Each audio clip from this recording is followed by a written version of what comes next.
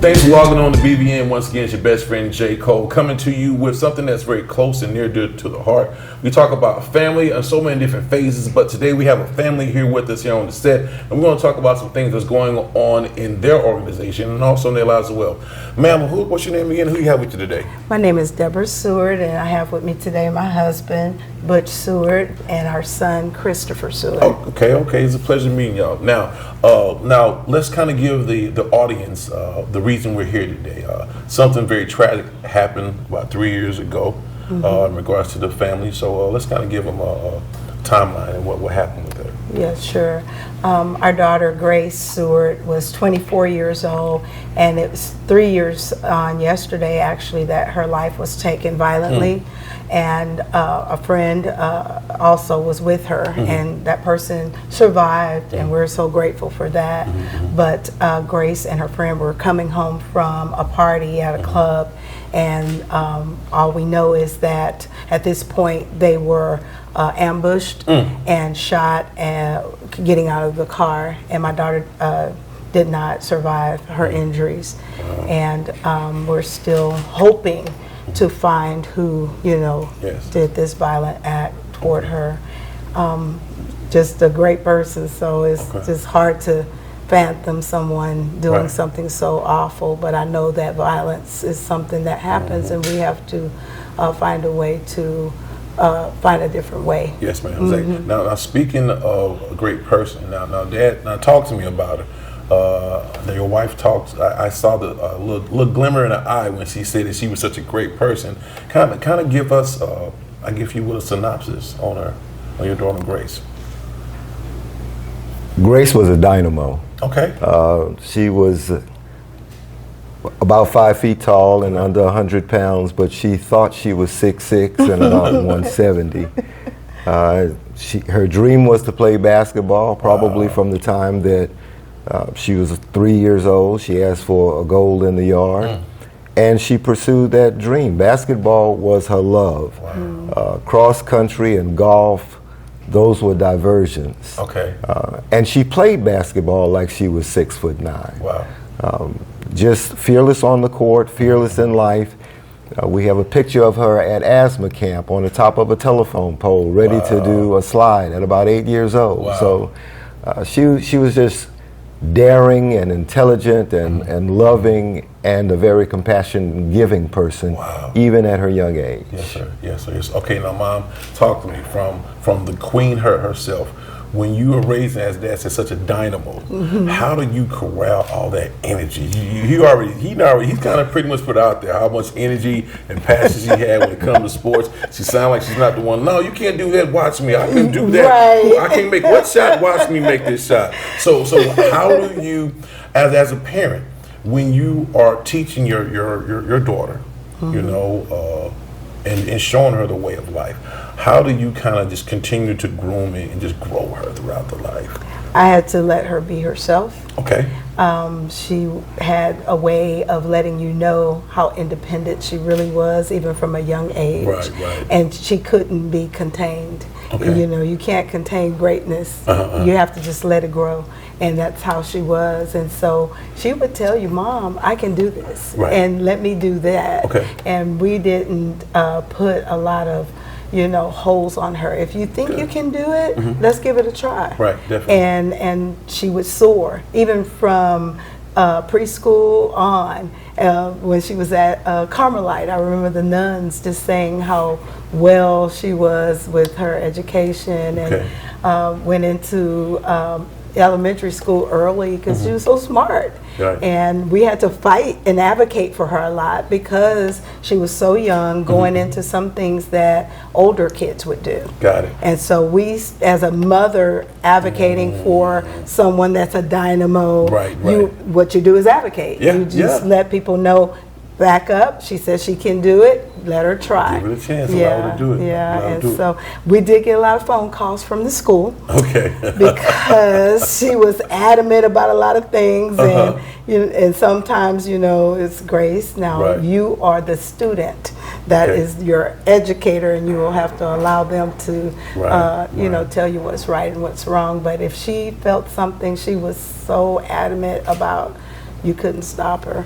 And so family oriented, so That's much good. so she coined the phrase OTF, only the family. Wow, love it. Love the I love family, it. Uh-huh. and all about her friends. And she has two really dear friends that they really take care of us. And Okay. she has many friends, but two of her besties, if you will, Right. they take care of us like they're our That's children good. as well. That's a and blessing. so, yeah, that's a blessing. Yes, And indeed. I didn't realize how many lives she touched until she passed. Okay. And the Lord gave me this moment at her service that's very surreal. Okay. When I stood in the pulpit, the Lord made me stop and take a look around the room. And as I scanned the room, there was no seating. And we were at Friendship Baptist Church, and that church holds a lot of Yes, it people. does. There was not a seat. Wow. Wow. And the Lord said, your daughter touched That many all people. of these lives. She did what she was supposed At to do. such an early age. 24. At such an early age. And so that shows that the lesson and the blessing that the tribe, that the family that y'all put into her, that when she left the household, how she touched so many people, whether she was at the basketball games or the cross country meet, or as you said, climbing up the pole at asthma camp, no matter what she did, because of what you do. And that's why people should understand the importance of when we're raising our kids and when we're rearing our kids, what we're pouring into them, they're taking out and they're going to pour it into the community. And I'm so glad you said that, because some of our seniors came along and after her passing had no idea that she had been stopping by and having lunch with Mama D. Everybody knows Mama D. Yeah. Who don't? She loved Mama D, and Mama D loves Grace. Wow. And she said, oh, I miss my little friend coming by bringing me lunch. And I'm like, what? Wow. And she says, oh yeah, she would stop by and bring me lunch. Had no idea, you know. And I'll say this, because I want to be authentic. I want to be able to help the community, and I want to be able to show another young person that if you have some issues, you can overcome. Grace got into some trouble, and that's kind of where things started to spiral, I would say. But what the thing is, I noticed she was pulling herself away from that. She had got mixed up with people that did not, I feel, value life. And Grace was full of life. Got it. Just a light. And I know that people will look at certain situations that she got herself into.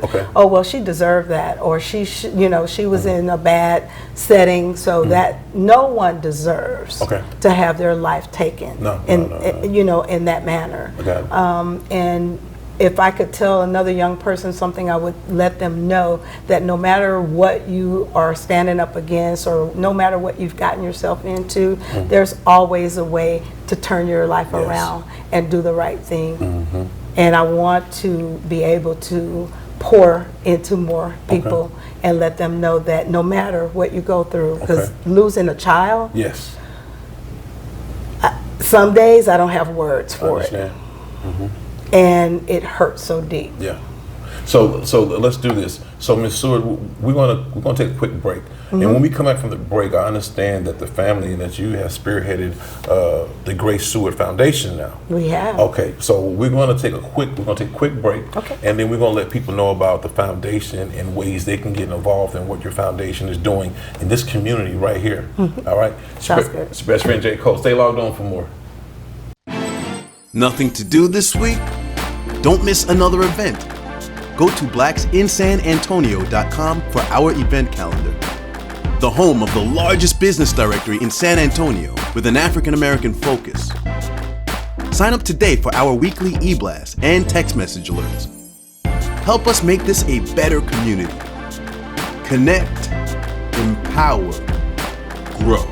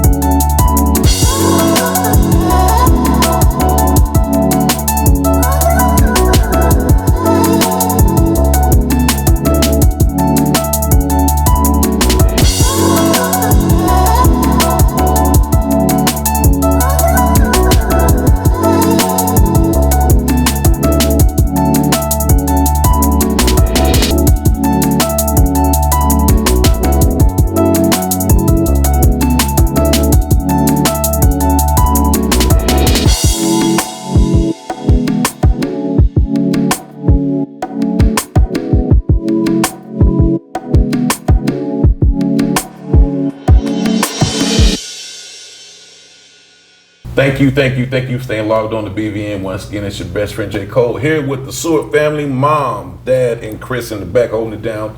Touching base with you once again about the Grace Seward Foundation. Now, what we're going to talk about this segment, let's let them know. Now, we've set the stage. We've told them about the DNA of Grace, the person she was, how her light shined to so many different people out in the community, and it showed there at a memorial, at a service. But Dad, talk to me. When y'all thought about this Grace Seward Foundation, what is the foundation about? Well, it was my wife who wanted to start a foundation, and I think to keep the memory of our daughter alive. Okay. Her next question to me was, what are we going to do? What is it going to do? And my answer was, well, Grace told us what to do just prior to her going to college. Mm-hmm. And so the foundation will be Grace's life continuing. Okay.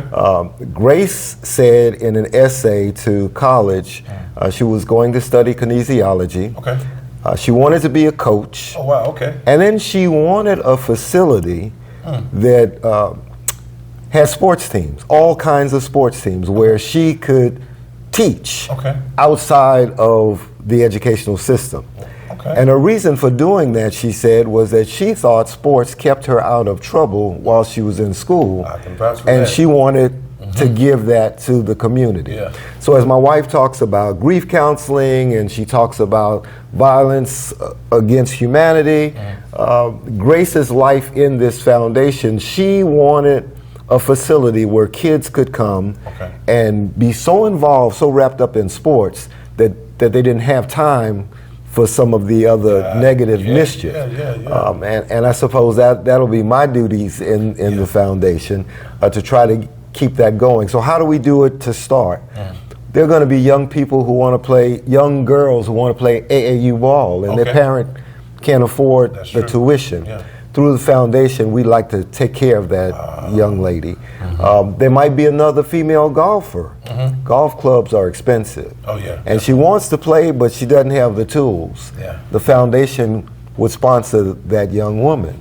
And so and I'm saying young woman because our educational system has an avenue for our boys. They can play sports in school. Gotcha. But the girls are kind of left out.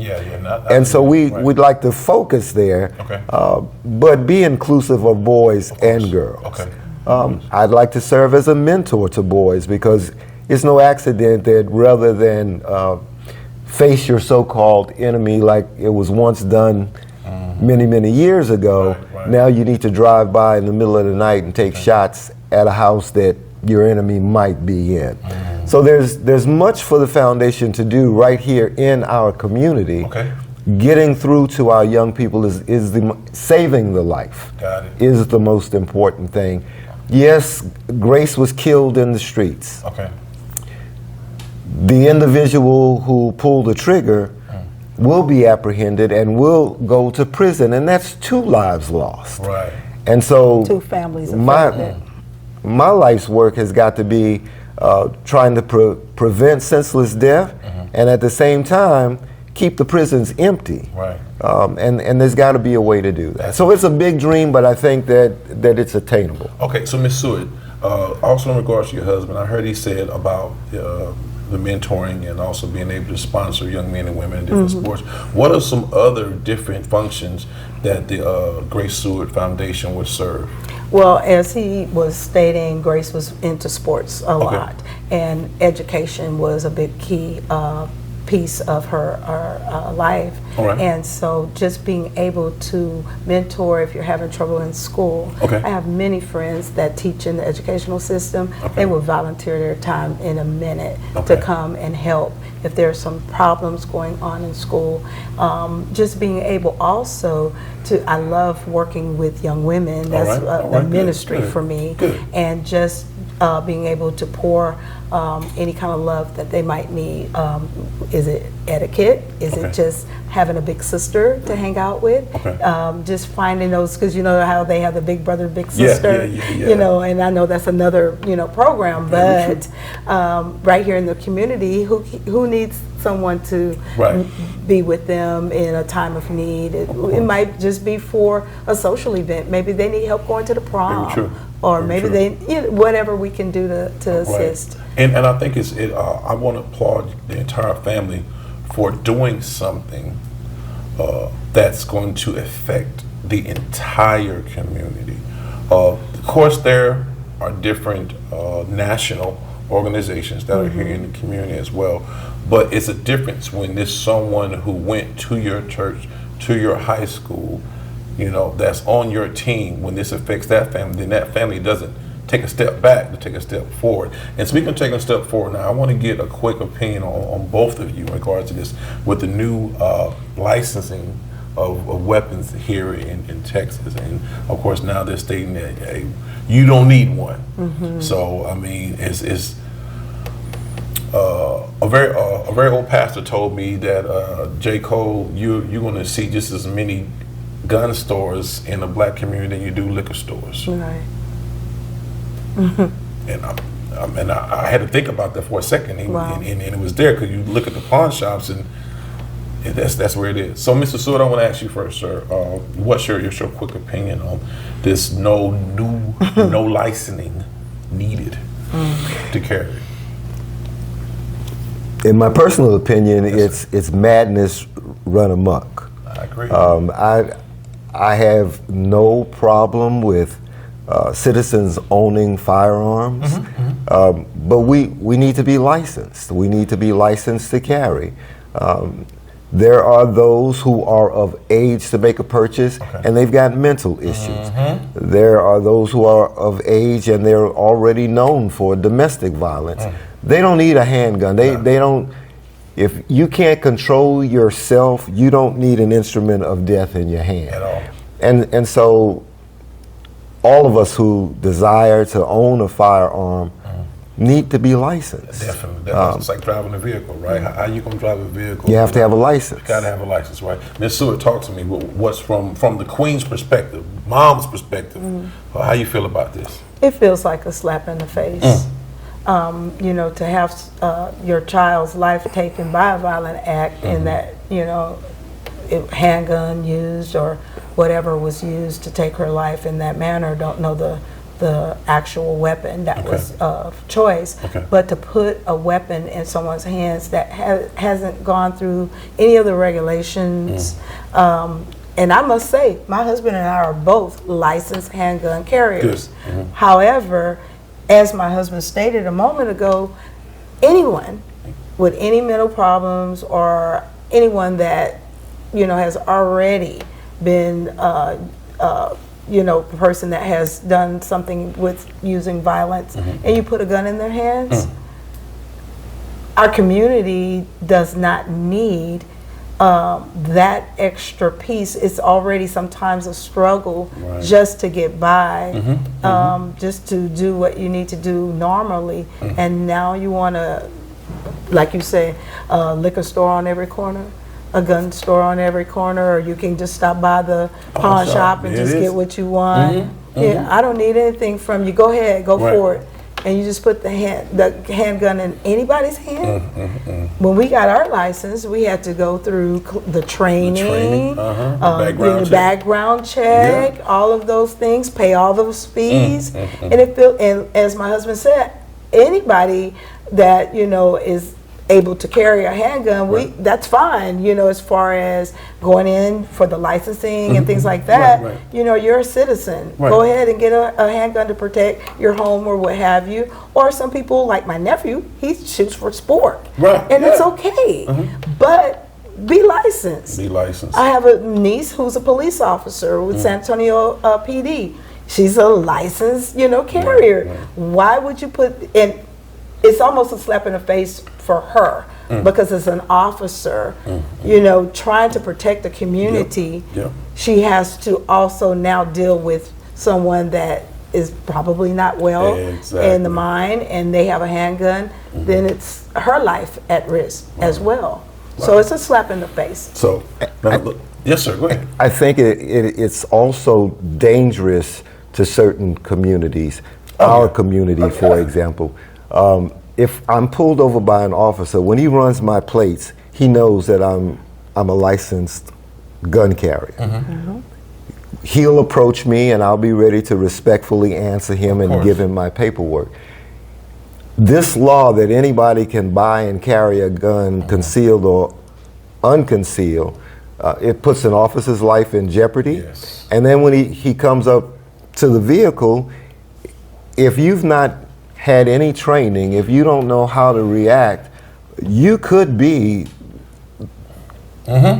Exactly. the next victim where we don't want to talk about it. And it won't necessarily be the officer's fault if he suspects you might be armed and you happen to reach up on your dashboard because you haven't been trained how to present yourself. And so who is this law really aimed at? And who is it there to help? Hey, Mr. Seward, I'm going to go back to what I said earlier, to what that old pastor told me. You're going to find a liquor store and a gun store in one particular part of the community on a consistent basis. Yes. And I'm going to leave that alone. Talk to me, Ms. Seward. How can people support your cause? How can they support the Grace Seward Foundation? What's your Facebook address? So you can find us on Facebook at The Grace Seward Foundation. You can also email us at deborah.seward@yahoo.com. We are developing our website. We have it's not up and running yet, but you can definitely reach out to us on Facebook. But the main thing, like you said, Facebook. Everybody's on Facebook. Everybody's on Facebook anyway. Also, just call or text. Yeah, what's phone number? 210-860-7439 or 210-857-0867. Okay. Thank you so much, Seward family, for taking the time to visit us here at our station. We are giving you our most deepest condolences to you and your family. But I do know one thing for certain, that you got a point guard up in heaven running the team that's gonna lead y'all to this Number victory. 10. You know what I'm saying? So y'all gotta be ready when she start passing y'all these assists. When she start sending these blessings y'all way. Send these blessings, y'all gotta be ready to react. All right. It started. Yes, sir. It already started. Hey, it's your best friend J. Cole. Thank you for staying logged on. For more information or for more questions, please feel free to hit it up here at bvn.com. It's your best friend J. Cole. Let's go.